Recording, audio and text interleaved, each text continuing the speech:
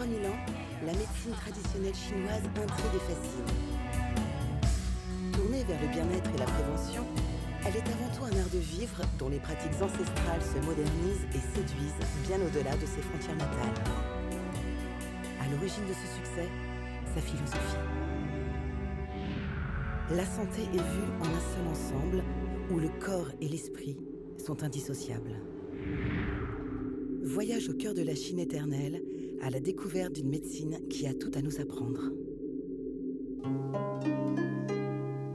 Nous sommes dans la région de Guangxi, située au sud de la Chine. Une région célèbre pour ses 1000 montagnes en forme de pain de sucre. Aujourd'hui, Guilin est l'une des plus belles villes du pays et attire tous les ans des milliers de visiteurs. Entourée de montagnes, de rivières et de rizières, la ville offre un paysage naturel exceptionnel. Ici, dans un hôpital centenaire pour femmes et enfants, on trouve un département de médecine traditionnelle chinoise qui accueille chaque jour pour des consultations. Tian Chongmin est spécialiste de la correction osseuse. Il pratique le massage Tuina pour traiter colonne vertébrale ou cervicale.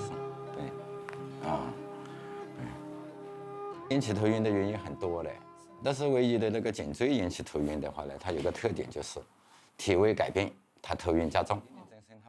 Le massage Tuina repose sur plus de 30 manipulations fondamentales de l'ensemble du corps. Il est très bénéfique pour renforcer le système immunitaire, pour conserver une bonne santé et s'adapter aux changements de saison. Quand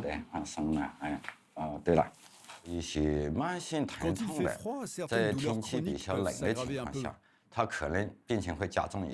Au niveau des lombaires et du rachis cervical, les problèmes s'intensifient avec le froid.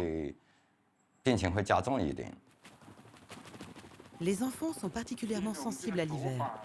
Ce bébé qui souffre de mal de ventre est pris en charge par le docteur Che Yongbo. Pour la médecine traditionnelle, on dit qu'il a attrapé froid au ventre. En médecine moderne, on dit qu'il a des microbes.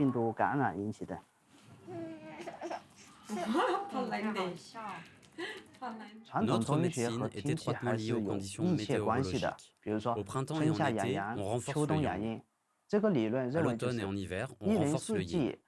Au cours des 4 saisons, il y a de nombreux changements de température. Cela affecte aussi le yin et le yang. Les fonctions physiologiques du corps humain changent en fonction des saisons. Pour la médecine traditionnelle chinoise, il existe une période de transition préparatoire avant l'hiver. Ce temps, entre deux saisons, est essentiel.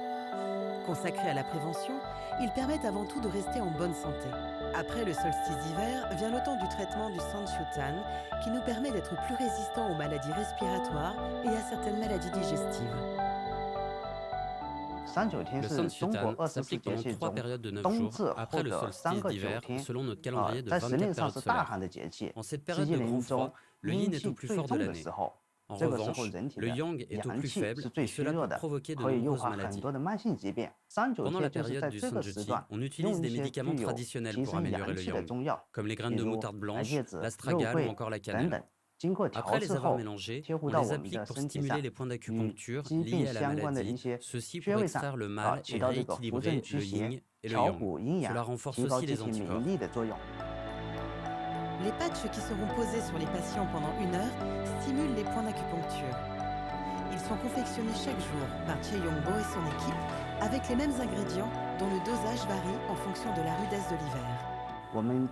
La base du mélange, c'est le miel et le jus de gingembre. Après les avoir assemblés aux autres plantes, on pétrit pour obtenir une masse très molle. Ensuite, on la découpe en petits morceaux pour enfin les mettre sur des cataplasmes. Le climat est différent chaque année. La proportion du mélange que nous utilisons changera en fonction. Il n'y a donc pas de norme établie. Si la médecine moderne s'efforce de comprendre la maladie par l'étude microscopique, la médecine traditionnelle chinoise privilégie une approche de l'homme sur le plan macroscopique où sa place dans l'environnement reste prépondérante. Ici, comme les végétaux, chaque être humain voit son énergie vitale fluctuer au fil des saisons. L'être humain et l'univers correspondent. L'homme doit ainsi vivre en harmonie avec la nature.